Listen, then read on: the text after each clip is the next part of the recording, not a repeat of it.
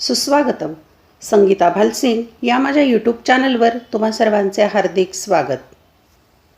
आपण इयत्ता 12वी बोर्ड प्रश्नपत्रिका सोडवत आहोत. विषय आहे मराठी. 02 किंवा 2 हा कोड क्रमांक आहे या विषयाचा. ही प्रश्नपत्रिका किंवा कृतीपत्रिका आहे 19 जुलै 2024. इथे दिनांक दिलेली आहे 19 जुलै 2024 रोजीची ही कृतीपत्रिका. मराठी हा विषय कला, वाणिज्य आणि विज्ञान या तीनही शाखांना आहे. सीट नंबर टाकण्यासाठी तुम्हाला इथे जागा दिलेली असते. चॅनलला सबस्क्राईब करा म्हणजे मी जेव्हा जेव्हा नवीन व्हिडिओ पोस्ट करेल त्याचं नोटिफिकेशन तुम्हाला मिळेल. उत्तरपत्रिका लेखनासाठी 3 तासाचा वेळ आहे. प्रश्नपत्रिकेचे 11 पेजेस आहेत आणि एकूण 80 गुणांची ही प्रश्नपत्रिका आहे. मॉडेल ॲन्सरनुसार ही प्रश्नपत्रिका किंवा कृतीपत्रिका आपण सोडवत आहोत. मॉडेल ॲन्सर याचा अर्थ उत्तरपत्रिका चेक करण्यासाठी शिक्षकांना जे मार्गदर्शन दिलं असतं, जे उत्तरं दिलेले असतात त्यानुसार ही उत्तरपत्रिका आहे. चला तर पाहूया इयत्ता 12वी मराठी या विषयाची उत्तरपत्रिका. प्रश्नपत्रिकेमध्ये तुमच्यासाठी सूचना दिलेल्या असतात. कृतीपत्रिकेसाठी सूचना वाचून फॉलो करायच्या. पहिली सूचना, आकलन कृती व व्याकरण यामधील आकृत्या किंवा चौकटी पेनाने अथवा पेन्सिलीने व्यवस्थित काढाव्यात.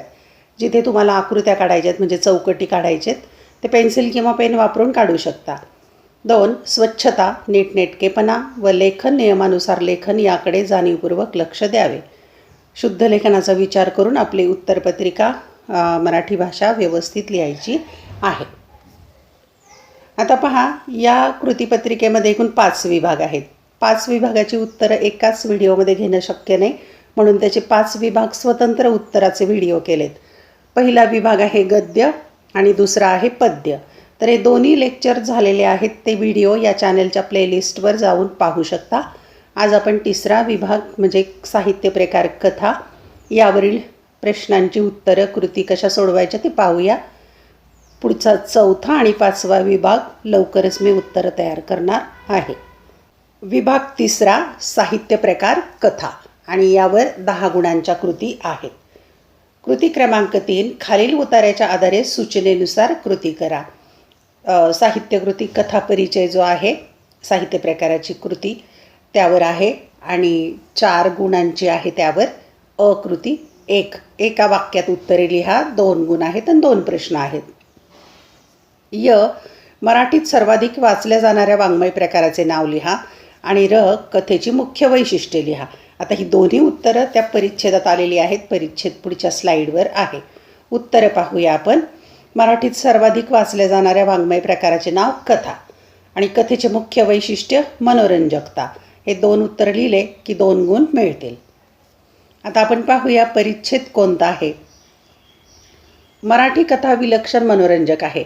तिची खुमारीच मोठी न्यारी आहे.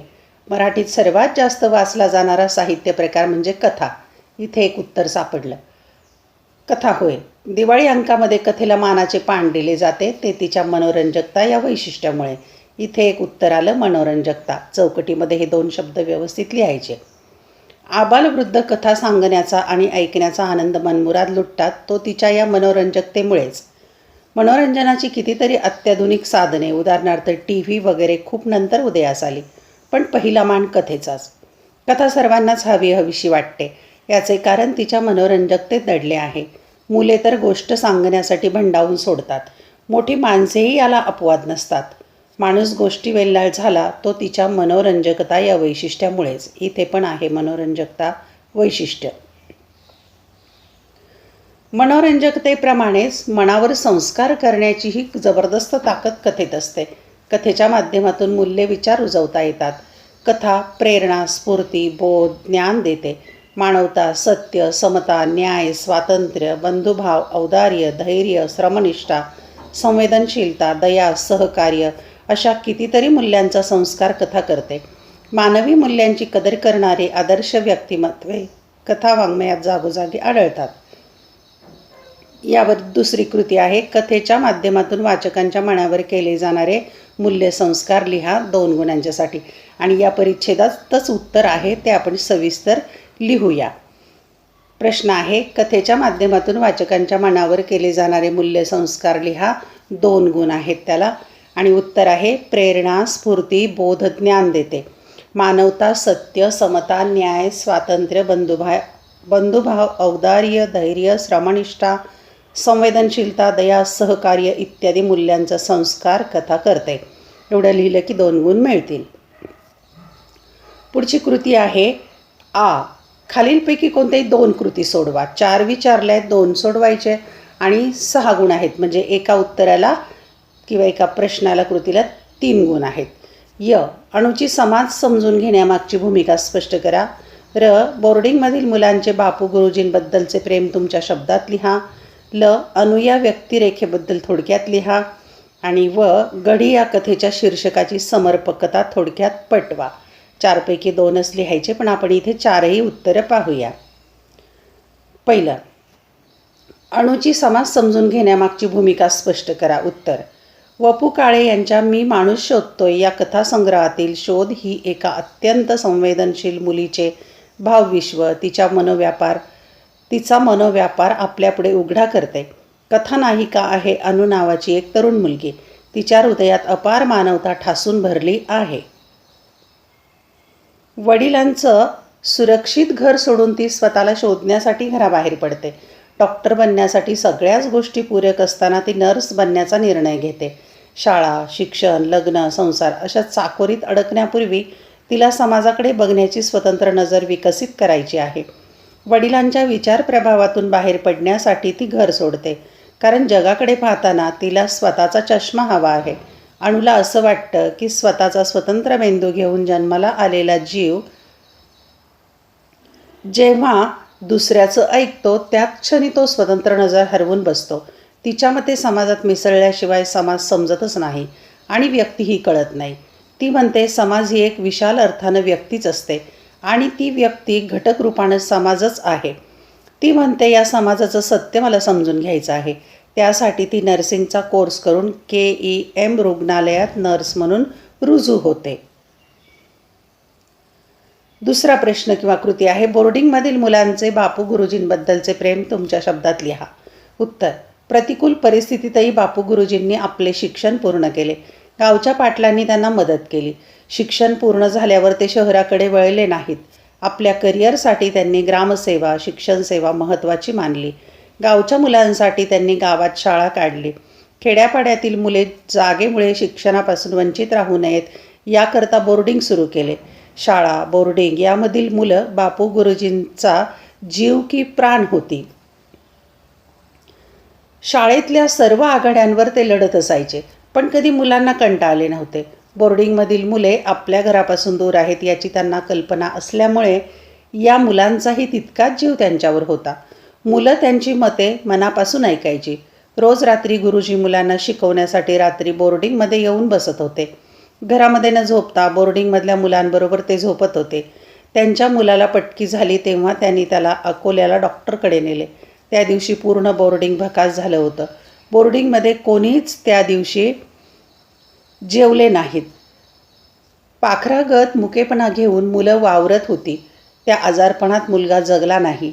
मुलाच्या मरणामुळे गुरुजी पार हादरून गेले. डोळ्यातून येणाऱ्या अश्रूंच्या धारा पुसत पुसत ते धीर धरत होते. गुरुजींच्या मुलाच्या जाण्याने बोर्डिंगमधली मुले व्याकुळ झाली. मुलांना गुरुजींसमोर काय बोलावं तेच सुचत नव्हतं. भेदरून गेलेली मुलं एकमेकांच्या गळ्यात गळे घालून रडत होती. गुरुजींना आधार देण्याचा प्रयत्न करत होती. आपल्या शाळेत शिकलेल्या मुलांना पोटापाण्याला लावणं हे आपलं कर्तव्य आहे असे बापू गुरुजींना वाटे. काही मुलांना त्यांनी मास्तर म्हणून काही शाळात नोकरीला लावले होते. या मुलांनीही सरांबद्दलची कृतज्ञता मनी जपली होती. कधी कधी ते नारळ घेऊन बापू गुरुजींना भेटायला यायचे. गुरुजींच्या पाया पडून ते आशीर्वाद घेत असत. हा जिव्हाळा बापू गुरुजींमुळे जपला जात होता.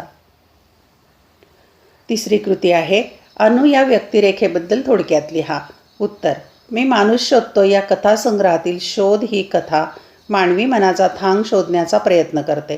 अणू हे या कथेतील मध्यवर्ती पात्र. अणू ही काहीशी विक्षिप्त आहे, मनस्वी आहे, संवेदनशील आहे.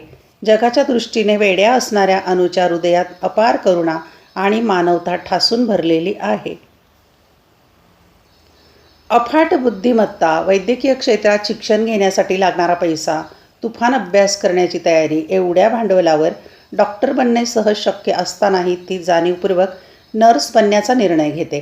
वडिलांच्या सुरक्षित घराचा आश्रय सोडून प्रत्येक वस्तूचं, घटनेचं, व्यक्तीचं मूल्यमापन करायला स्वतःची स्वतंत्र नजर विकसित करायची या विचारांनी ती भारलेली आहे. विचारांचा ठामपणा तिच्याकडे आहे. रीतसर लग्न करून तिला संसारात पडायचे नाही. लग्नापूर्वीची 5 वर्षे तिला फक्त स्वतःसाठी जगायची आहेत. या 5 वर्षात तिला एकूण समाजाचं सत्य समजून घ्यायचं आहे. या कालावधीत तिच्या आयुष्यात घडणाऱ्या कोणत्याही निर्णयासाठी ती कोणालाही बांधील राहणार नाही, असा तिचा निर्णय आहे.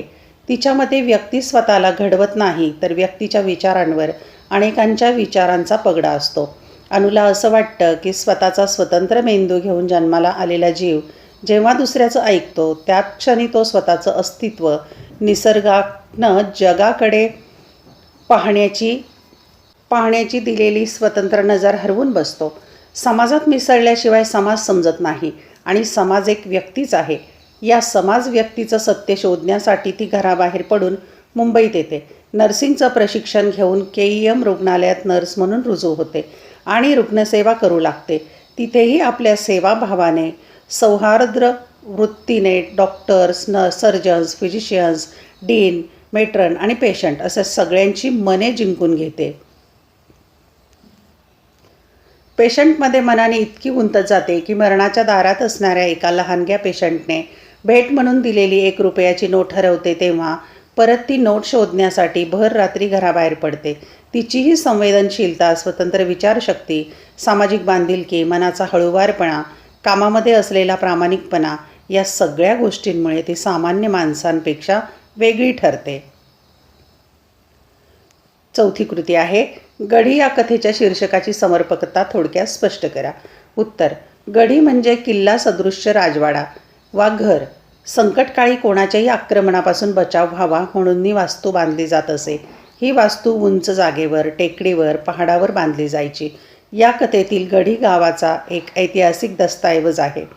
कथेतील गावाचा प्रत्यक्ष उल्लेख न करता गढी, वान, नदी, वटवृक्ष या प्रतीकांमधून गावात, समाजात होणारे बदल लेखिका प्रतिमा इंगोले यांनी टिपण्याचा प्रयत्न गढी या कथेतून केला आहे. गावातील गढी ही लोकांसाठी आधार आहे. ती गावची संस्कृती आहे. हे गाव बरंच जुनं. स्वातंत्र्यपूर्व काळात गावात शाळाही नव्हती.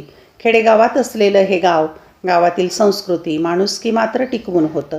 म्हणून पाटलांनी स्वखर्चाने बापू गुरुजींना शिकायला तालुक्याला पाठवलं होतं. दुसऱ्याचं दुःख आपलं मानून ते हलकं करणं, त्याकरता त्याला आधार देण्याचं काम पाटलांनी केलं. गढीचंच ते एक प्रतीक म्हणता येईल. बापू गुरुजींनी तोच आदर्श उचलला, त्याचं पालन केलं. आपल्या गावात शाळा उघडून खंबीरपणे शिक्षणाचे कार्य, सेवा केली. वैचारिक, शारीरिक सक्षमीकरणाकरता वाचनालय, तालीमखाना सुरू केला. बाहेरून येणाऱ्या विद्यार्थ्यांकरता बोर्डिंग सुरू केले. या प्रयत्नांमध्ये फक्त गावाची सुधारणा, सक्षमीकरण हाच विचार होता. गढी ज्याप्रमाणे रक्षण करण्याकरता उभारली गेली होती, ती गावच्या आधाराचा महत्त्वाचा भाग होती. तसंच शिक्षणाची कास धरून माणसं अज्ञानापासून स्वतःचे रक्षण करतील, गावातील विकासासाठी हातभार लावतील आणि गाव गढीसारखं मजबूत, भरभक्कम आधार देशाला देईल, असं गुरुजींचं स्वप्न होतं. शैक्षणिक, सामाजिक, वैचारिक प्रगती होऊन आपल्या देशाची प्राचीन ऐतिहासिक संस्कृती यांचे पालन करून आपल्या देशाला अधिक सक्षम करण्याचा विचार काही कुचकामी, स्वार्थी, मतलबी लोकांमुळे मागे पडला. त्यामुळे गढीसारखी भारताची खिळखिळी अवस्था झाली, हे या कथेतून लेखिका सुचवू पाहते.